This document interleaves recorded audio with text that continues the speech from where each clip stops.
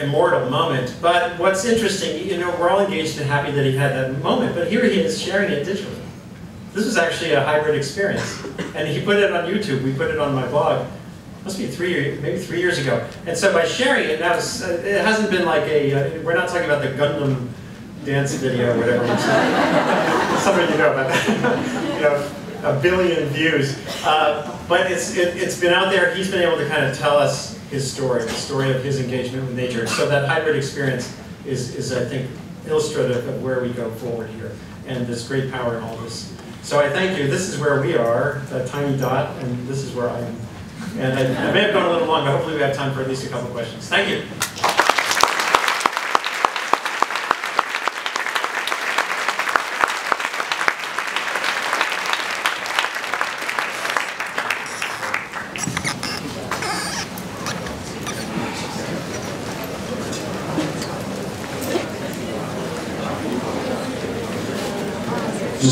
Yeah, thank you. Well, we're going to do about 10-15 minutes of Q&A, and if you have a question for Mr. Revkin, you can line up at the microphones and we'll take turns back and forth. And in the interest of time, I just ask you to not make speeches, just ask questions, and then we'll have time for as many as possible.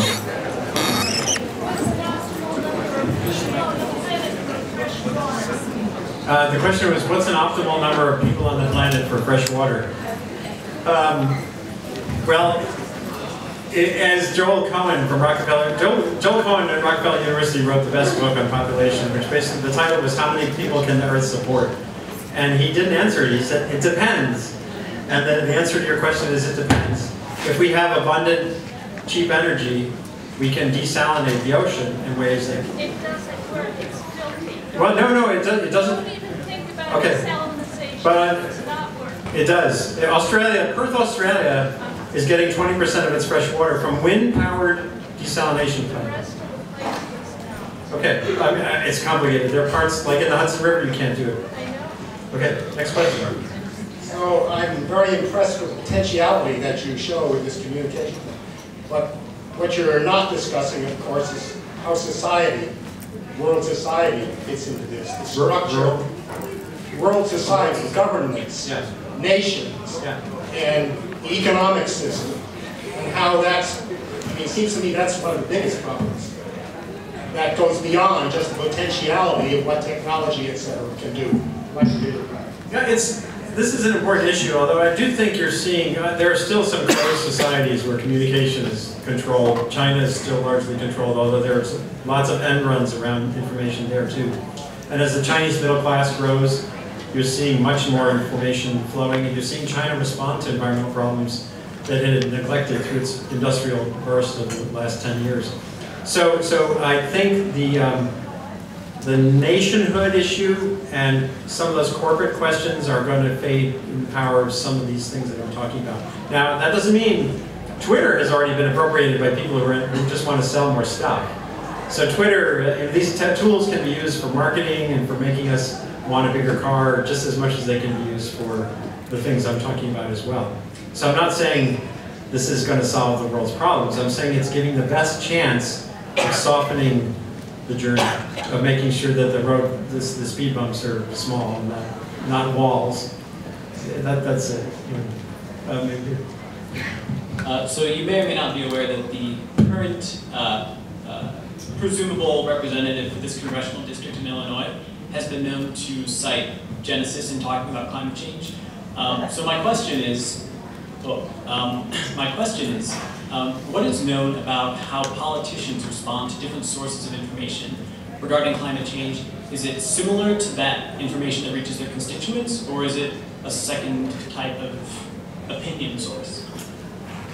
Well, politicians who are beholden to edge constituencies, the Tea Party being one, tend to torque their messaging and their policies toward those issues, whether it's on gun control or on emissions of greenhouse gases. I think there's not a lot of difference, or on abortion. And we're not, you know, those issues are there. The structural questions about how the Senate supermajority means you have to get 60 votes to have some reasonable prospect of legislation moving forward, is the single biggest blockade to any progress, not just on issues like this, but on almost anything you could think of. And that could swing around and flip the other way. You know, that's why no party, either the Democrats still in the Senate don't want to get rid of the 60 votes for majority because they know someday it'll benefit them. But at the same time, is it benefiting society? I'm not so sure.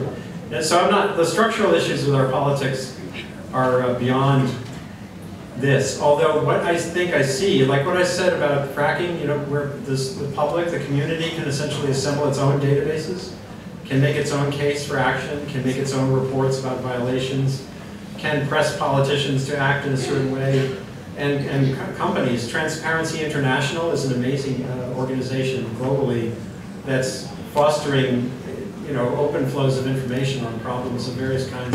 And that's a one-way street, I think. It's very hard to see us tamping down that tendency toward having more transparency, and that will swamp the power of sort of conventional politics to blockade action. And then I do still point back to those slides on energy. You know, the questions you're talking about are mostly about global warming, which has become a badge. You have your NRA, your gun rights badge, your abortion badge, your global warming badge. And it's true for liberals as well. You know, there's an identity factor around these issues. So, but if you can look at the discussion around investment in energy technologies, you get a little bit more buy-in from a larger community. One last place where there's an opportunity is on subsidies. The Heritage Foundation, one of the more conservative think tanks that's out there, wants to end energy subsidies. Now they want to end all of them, meaning for renewables as well, and start, you know, have a clean slate. And a lot of people concerned about fossil fuel subsidies would like to end all subsidies too. So at least there's overlap there. So I said, you know, when you see overlap in divergent communities, that's the place to focus in on. So I was recently at a conference where Hunter Levins talked about the virtualization of education and the growing use of MOOCs. I forget what it stands for, but the online teaching, where the questions would be crowdsourced from the tens of thousands of people that were attending, and the answers as well, potentially. And her response to my question about, well, how do we make sure that the right information gets given to the people in class? Well, by the sheer number of right answers. And I'd see a big problem with counting on sheer numbers to teach people. So the whole online education, whether it's Wikipedia or MOOCs, you know, what's going to happen with peer review and using books that get vetted? Well, I think what you see online is everything gets vetted in the end. And I think there is the potential to have tools online that can be as valuable for education as the conventional textbook that goes through more formal review. Even in the science process, you know, the old traditional peer review process, there's been lots of revelations about how problematic that fairly young enterprise, the anonymous peer review, has revealed itself as not foolproof. I can't tell you how many papers I've reported on over the years that got into a high impact journal that turned out to be wrong. And then the rebuttal papers pile up and don't get any attention. So online, this tendency to shift to the PLOS model of journals, you know, Public Library of Science, you're going to see more of the sort of a layered peer review, where the peer review will be partially public and instantaneous, and then partially more rigorous and traditional. And I think with education, it'll be the same way. We're going to see a move toward online learning inevitably. Now, that doesn't mean that campuses will lose meaning, because there's certain things you have, collaborative work, invention, having a relationship between the university and the businesses and the community around it. Like Rensselaer is a great example of a school. They have labs, invention labs, entrepreneurship labs, where they're working with the community to solve problems for businesses. That stuff is a function of a physical school in a physical place with physical relationships. So and that's why those of you in academia can feel confident there's still a role for the physical university.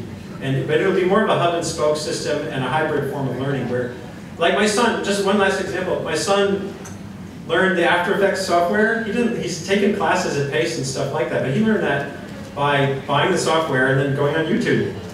And he's now pretty good at it. And so skill stuff like learning calculus, learning After Effects, that doesn't have to happen in the classroom. So I think it'll be a hybrid kind of outcome. I can't remember. I wonder if you could say a little bit more about why it is that you think that traditional legal tools aren't working to help manage population-related environmental problems. Is it that you think they're not working, or just that we ought to be supplementing with these sort of soft law tools that you also talked about? Well, we have this bad habit of the climate bill. Actually, there's a paper, if you go on, the Council on Foreign Relations is a really good blogger named Michael Levy. He's Energy Environment. He did a piece today on a new paper that I haven't had time to read yet myself, but it says if Waxman-Markey had passed, it kind of assesses, given the trajectories we see now in energy use, largely because of natural gas and other innovations, that the way the cap and trade bill was structured, we would end up in 2020 with higher emissions than we're going to end up with now without the bill. And it's because of all those aspects of negotiating a bill that lead to a very weak instrument. The same thing was happening with the climate treaty. There's so many out clauses that it is soft law in the end anyway. And I see the treaty process still has value, getting all the world's countries together to talk, to articulate their definition of the climate problem, which is different from Ethiopia than it is for the Inuit, is immensely valuable. And it's a place to articulate what you're doing. It's a place to sort of demarcate, this is where we're going. And that alone can build us some progress. But the idea that we're going to have a firm cap on carbon at the national level or at the global level that's meaningful is, to me, I think that's ancient history. I'll give you one last example. Australia got a lot of great press for enacting a climate bill, a carbon cap. But they're also exporting millions of tons of coal to China that isn't accounted for in their domestic cap. And to me, that's complete hypocrisy. You can't, and they're saying, the response is, well, no, it's China's responsibility. You account for the emissions where the emissions are, not where the coal came from. And I think for a rich country to claim credit for having a carbon cap while it's sending its carbon to China to burn is ridiculous. So that's my thinking. Okay. Well, thank you very much. It was an honor to listen to you speak.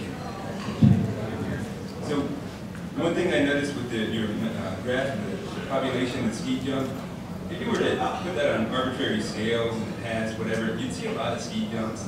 You'd also see a lot of crashes, both for human population and biodiversity. And one thing I've also noticed is, like the International Panel on Climate Change, when they put out future projections, they never really consider that. If there was a population crash, there would be some uptake of carbon. I was just curious, do you know why people don't really look at that? Or do you know anybody who is considering those types of scenarios? Yeah, this guy named Brian O'Neill at University of Colorado. He was at IASA, the International Institute for Applied Systems Analysis in Austria. IASA does a lot of work of that sort. Much more detail on population trends and how they relate to things like carbon. So I could follow up with you later if you want. But Brian O'Neill has done some really good work on that point. Exactly what you're talking about. Taking more account for population change, fertility rates. And that's... Thank you. I think through his blog we can continue this conversation that we just begun here today. I'm going to turn it over to Bill Schultz.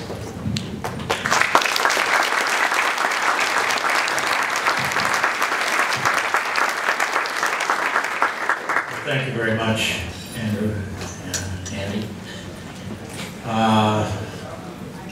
I think you've given us all a lot of food for thought. We're going to have a reception out here. It's actually going on now, and perhaps you can talk to Andy briefly out there before we leave.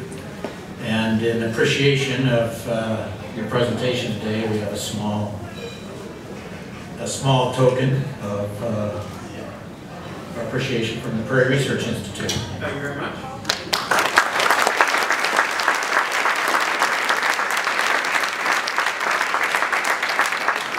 So with that, I think we can walk to the foyer. And,